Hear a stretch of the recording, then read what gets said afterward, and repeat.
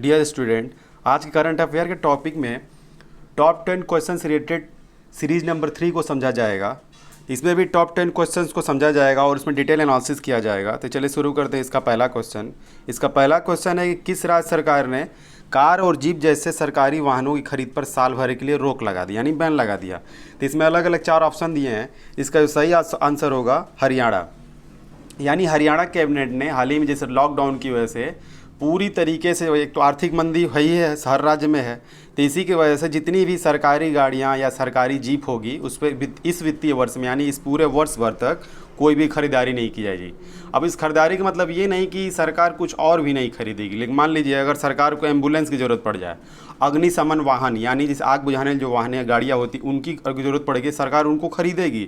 लेकिन जैसे पुलिस के द्वारा प्रयोग की जाने वाली गाड़ियाँ, ऑफिसर्स के द्वारा प्रयोग की जाने वाली गाड़ियाँ, नेताओं मंत्रियों द्वारा प्रयोग की जाने वाली गाड़ियों पर पूरी तरीके से इस वर्ष के लिए खरीदारी पर बैन लगा दिया गया। तो अच्छा कदम है ये, ठीक।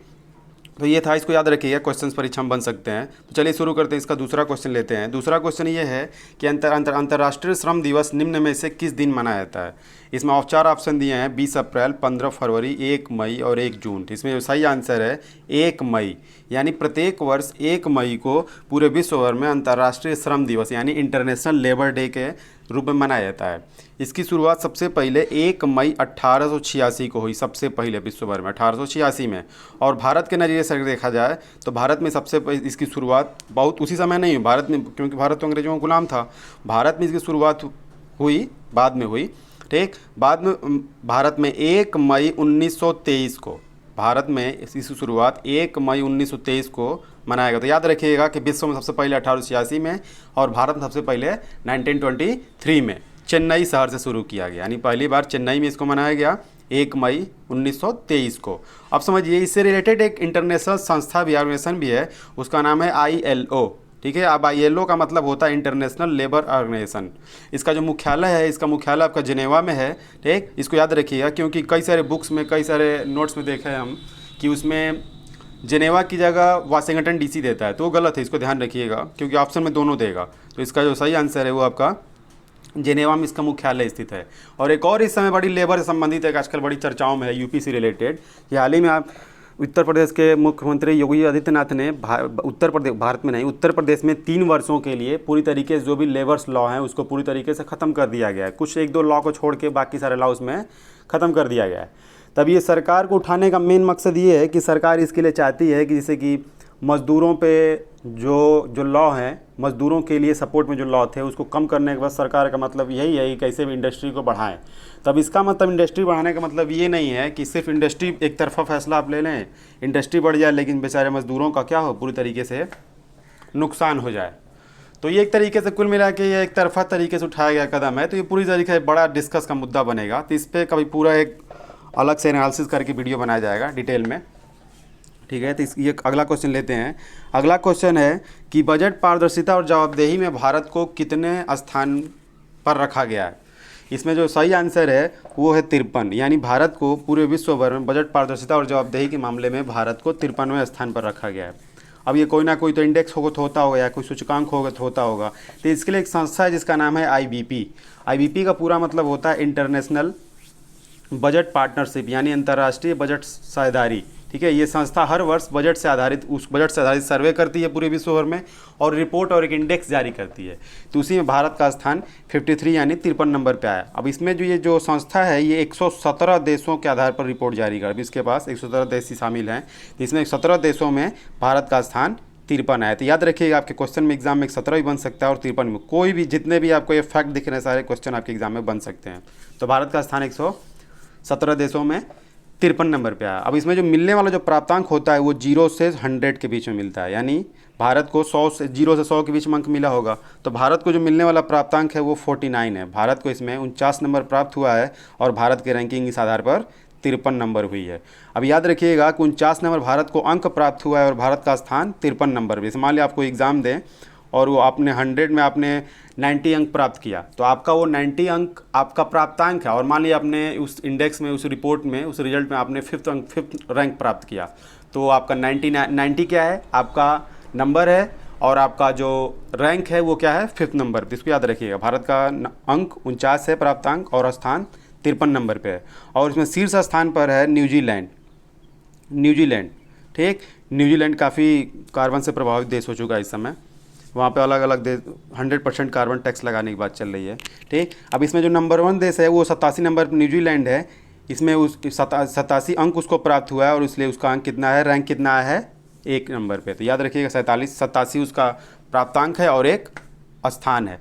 अब इस संस्था द्वारा भारत को एडवाइस ये दिया गया है कि भारत सरकार ये करे, जब भी बजट जब पेश करे तो आम लोगों की भागीदारी जरूर निश्चित करे। यानी बजट ऐसा ना हो कि बजट अपने कुछ मंत्री और कुछ लोगों से डिस्कस करके और बजट पेश कर दे। उसके लिए सरकार को ये चाहिए कि आम जनता की भागीदारी भी, यानी जनता के मूलभूत आवश्यकता और जनता को ज़रूरतों के आधार पर बजट पास किया जाए। ठीक है, तो इस तरीके से जैसे अलग अलग उसमें कोई बजट होता है उसमें अलग अलग टाइप्स होते हैं। जैसे भारत में अलग अलग बजट देख लीजिए। ये खुद ही ये जो सूचकांक है, ये जो इंडेक्स 53वां जो स्थान आया है भारत का, ये खुद ही 21 इंडिकेटर के आधार पर जारी किया। यानी पूरा तरीके से 21 इंडिकेटर पे इस पूरे अलग अलग देशों को देखा जाता है कि इन इंडिकेटर्स पर कौन सा देश किस स्थान पर है। जैसे अलग अलग इंडिकेटर से देखा जाता है कि जो बजट है वो मूलभूत लोगों तक पहुंच रहा है कि नहीं, या जो बजट है वो इस देश के अंतिम व्यक्ति तक पहुंच रहा है कि नहीं, या इस बजट में महिलाओं का योगदान से रिलेटेड कुछ है कि नहीं। इसे आपके बजट है, भारत का जो बजट बनता है उसमें लास्ट जो बजट होता है, लास्ट टाइप होता है, उसमें होता है एक जेंडर बजट। जेंडर बजट जानते होंगे आप लोग, इसका मतलब होता है लैंगिक बजट, जो पूरी तरीके से महिलाओं पर आधारित होता है। तो इस तरीके से पूरे 21 संकेतों के आधार पर देखा जाता है। तो ये पूरा आप इसको नोट कर लीजिएगा। चलिए अगला क्वेश्चन लेते हैं। अगला क्वेश्चन है कि किस राज्य ने डीजल, पेट्रोल और मोटर स्पिरिट के लिए कोविड-19 उपकर लगाने की योजना शुरू कर दी। अब देखिए ये क्वेश्चन बड़ा इंपॉर्टेंट हो सकता है, नया वर्ड आया है कोविड-19 उपकर।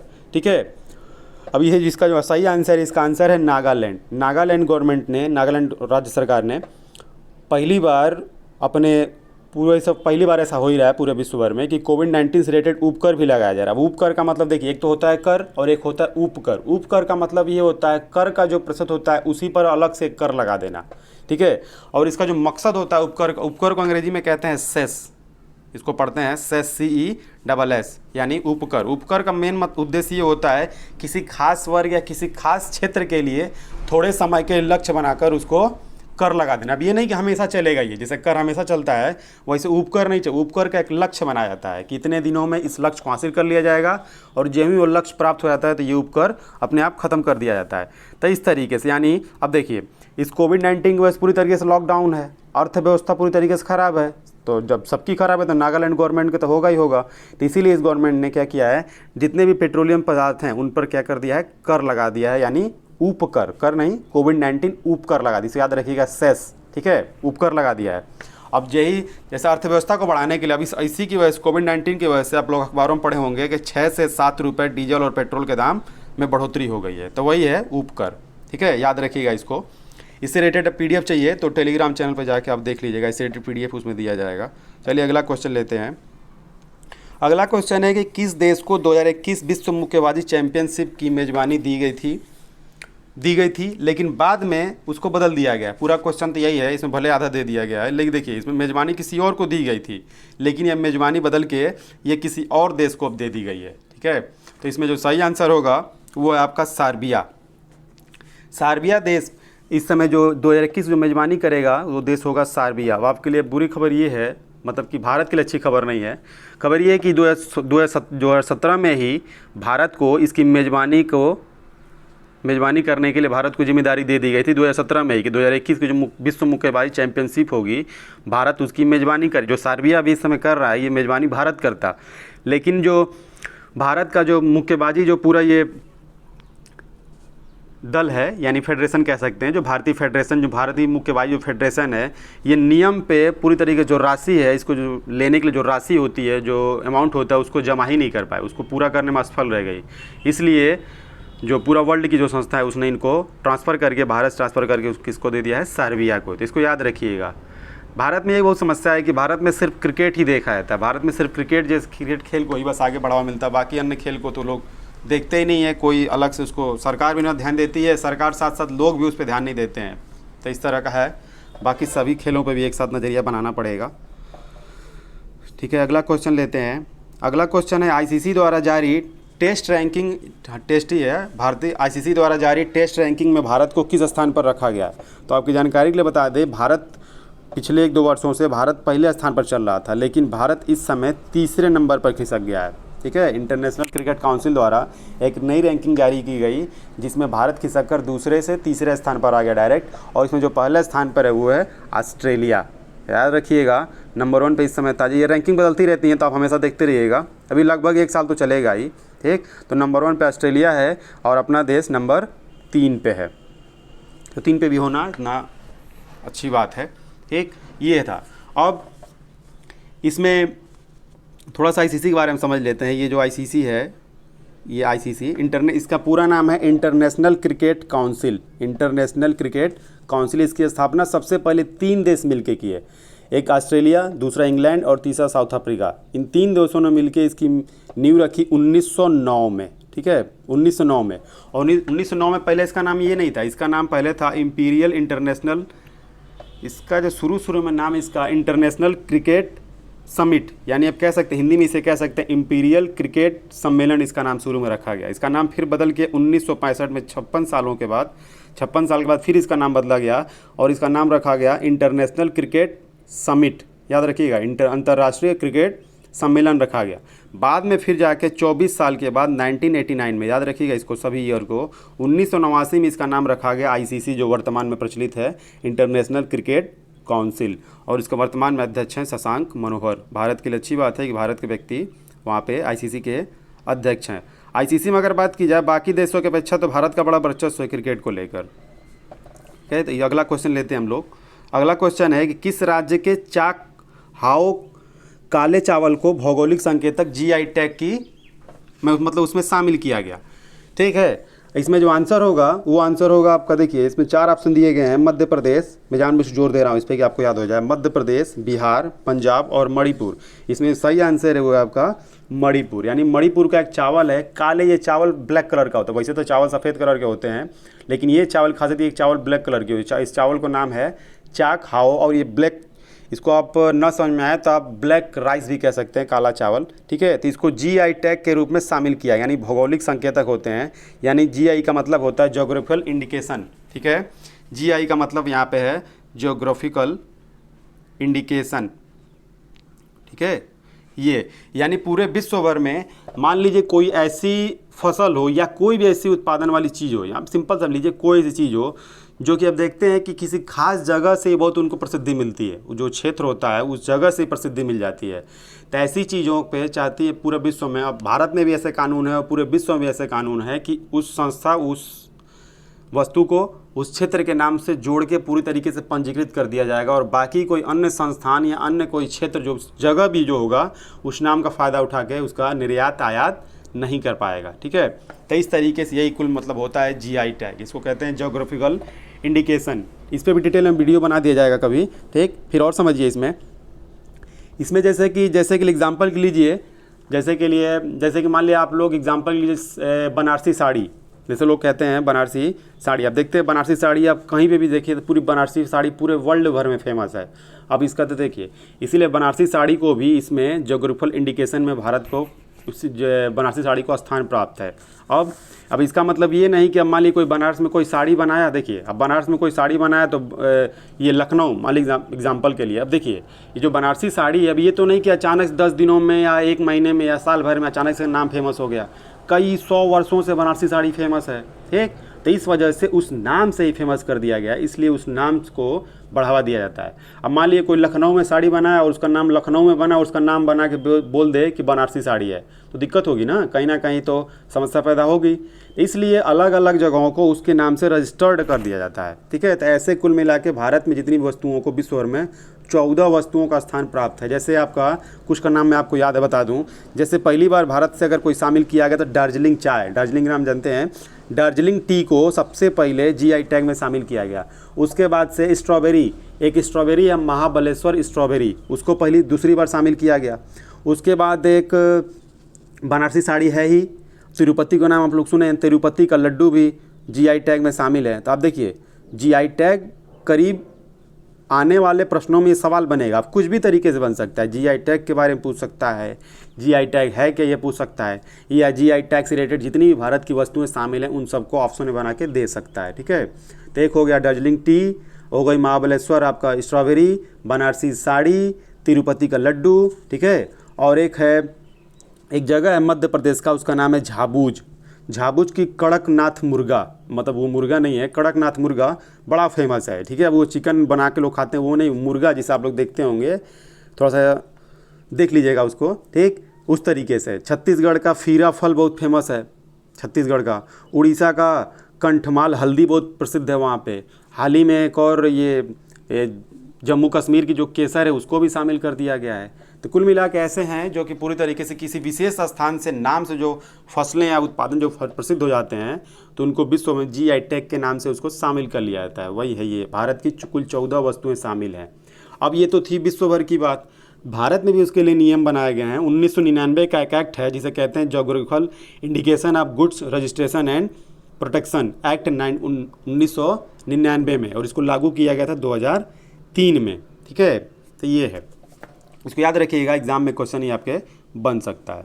चलिए तो अगला क्वेश्चन लेते हैं। अगला क्वेश्चन इसी से रिलेटेड आ गया कि किस कश्मीरी उत्पाद को हाल ही में GI टैग प्राप्त हुआ। मैंने आपको हाल ही में बताया कि केसर को, जो जम्मू कश्मीर का जो केसर होता है उसको GI टैग में जल्दी ही उसको स्थान दे दिया गया। तो ये भी क्वेश्चन याद रखिएगा। कुल मिला के 14 वस्तुएँ हैं भारत की, ठीक है, जो GI टैग में शामिल हैं। चलिए अगला क्वेश्चन लेते हैं। अगला क्वेश्चन है, ये भारत के लिए काफ़ी गौरव की बात है। अगला क्वेश्चन ये है कि अमेरिका के राष्ट्रपति डोनाल्ड ट्रंप ने भारतीय मूल की किस अमेरिकी नागरिक को आर्थिक सहयोग विकास संगठन IOCD बहुत फेमस आप लोग जानते होंगे, IOCD ने अपने दूत पद के लिए नामित किया है। इसमें जो ऑप्शन है मनीषा सिंह, कोयल राय, कोमल सचदेवा, सोनम सिंह, इसमें जो सही आंसर होगा वो है मनीषा सिंह। तो मनीषा सिंह को देखिए, पहले थोड़ा समझ लेते हैं। ये मनीषा सिंह, ये जो दूत बनाई गई, इससे पहले ये भारत कह रहे हैं अमेरिका का जो वित्त मंत्रालय है उसके आर्थिक व्यवसायिक मामलों की ऑफिसर थी, यानी अधिकारी थी, पूरा जिम्मेदारी सचिव थी कह सकते हैं आप, ठीक है। अब उसके बाद अमेरिका ने, यानी डोनाल्ड ट्रंप ने इनको IOCD देश, जो भी OECD देश होते हैं उनमें इन्होंने अमेरिका का प्रतिनिधित्व करने का इनको अधिकार दिया है। तो काफ़ी अच्छी बात। OECD देश मतलब सिंपल से ये समझिए, OECD देश वो देश होते हैं जिनकी जो एक बहुत बड़े अमीर देशों का एक ग्रुप है, जिनकी प्रति व्यक्ति आय आम देशों की अपेक्षा बहुत ज़्यादा अधिक होती है, ठीक है। तो इस तरीके से अब ये पूरी तरीके से अमेरिका का यह प्रतिनिधित्व करेंगी। और OECD देशों की जो सदस्य देश हैं ये कुल मिलाकर 36 सदस्य हैं। तो इसको याद रखिएगा, OECD देशों के सदस्यों की संख्या कितनी है? 36, और जिनकी प्रति व्यक्ति आय बहुत ही ज़्यादा होती है, ठीक है। इस तरीके से याद रखिएगा। तो अगला क्वेश्चन है कि जम्मू कश्मीर के कितने फोटोग्राफर जो थे पिछले साल अगस्त 370 में जो घटना हुई थी 370 अनुच्छेद को लेकर, उससे रिलेटेड पुलित्जर पुरस्कार होता है। तो भारत के कुछ पत्रकारों को, यानी पत्रकारों कह रहे हैं, फोटोग्राफरों को ये पुलित्जर पुरस्कार प्राप्त हुआ है। तो यही है, पूछता है कि कितने पत्रकारों को प्राप्त हुआ है। तो भारत के 4 पत्रकारों को ये पुलित्जर पुरस्कार प्राप्त हुआ है, ठीक। अब इसमें जो कुछ नाम हैं समझिए, इसमें आपके एग्ज़ाम में ये नंबर्स नहीं देगा। इस क्वेश्चन भले 4 3 2 1 दिया है, तो एग्ज़ाम में आपका नंबर नहीं देगा, उन पत्रकारों के नाम देगा, ठीक है। तो उसमें जो पत्रकारों के कुछ नाम जो बता रहे हैं आपको, जैसे एक का नाम है मुख्तार खान, ठीक है, जम्मू कश्मीर से रिलेटेड हैं, इनका नाम है मुख्तार खान, ठीक। दूसरे का नाम है डार यासीन, ठीक, याद रखिएगा, सभी नामों को लिख भी लीजिएगा, डार यासीन। और तीसरा नाम है आनंद, ठीक है। तीसरे व्यक्ति का नाम है, तीसरे फोटोग्राफर का नाम है आनंद। इन 4 लोगों को पुलित्जर पुरस्कार इस बार दिया गया। अब थोड़ा पुलित्जर पुरस्कार की बात कर लेते हैं। पुलित्जर पुरस्कार कुल मिलाकर ये समझ लीजिए पत्रकारिता संबंधित पुरस्कार है। अब पत्रकारिता आप जानते हैं कि पत्रकारिता में सिर्फ संपादन तो होगा ही नहीं, पत्रकारिता में साथ साथ फोटोग्राफी भी तो होती होगी, ठीक। तो कुल मिलाकर 21 श्रेणियों में यह पुलित्जर पुरस्कार दिया जाता है। इसकी शुरुआत वर्ष 1917 में की गई थी। और इसमें जो मिलने वाला पुरस्कार होता है, एक तो आपको प्रमाण पत्र मिलता है और साथ ही साथ $15,000 पुरस्कार मिलता है, ठीक है। इस तरीके से तो भारत के लिए काफ़ी अच्छी बात है कि भारत के फोटोग्राफरों को पुलित्जर पुरस्कार मिला, जो विश्व का बहुत बड़ा एक सम्मान है, ठीक है। इनमें एक खास बात इन लोगों को ये मिला कि इस रिपोर्ट में ये बताया कि जो अनुच्छेद 370 जब हुआ, भारत में जब ख़त्म किया गया, तो उसे जो वहाँ की दशा थी पूरी, उसको पूरी तरीके से इन लोगों ने फोटोग्राफी के माध्यम से चित्रित किया था। तो इस वजह से इनको ये पुरस्कार मिला। तो काफ़ी समय चर्चाओं में बना हुआ है, ठीक है। अब अगला क्वेश्चन लेते हैं। अगला क्वेश्चन ये है कि CMEI की रिपोर्ट के मुताबिक भारत में कोविड-19 लॉकडाउन के दौरान अप्रैल में कितने लोग बेरोजगार हो जाएंगे। तो ये तो काफ़ी बड़ा क्वेश्चन है, काफ़ी ठीक बुरी खबर है भारत के लिए। CMEI, पहले CMI समझिए। CMI का पूरा नाम होता है central for monitoring Indian economy, ठीक है। ये एक संस्था है। इसने हाल ही में एक रिपोर्ट पेश की जिसमें बड़ी दर्दनाक और अजब सा एक रिपोर्ट बताया इन्होंने। इनके अनुसार भारत में जो बेरोजगार व्यक्तियों की संख्या में जो बढ़ोतरी हुई है, 12.2 करोड़ लोग भारत में इस समय बेरोजगार हो चुके हैं लॉकडाउन की वजह से और कोविड-19 के प्रभाव की वजह से।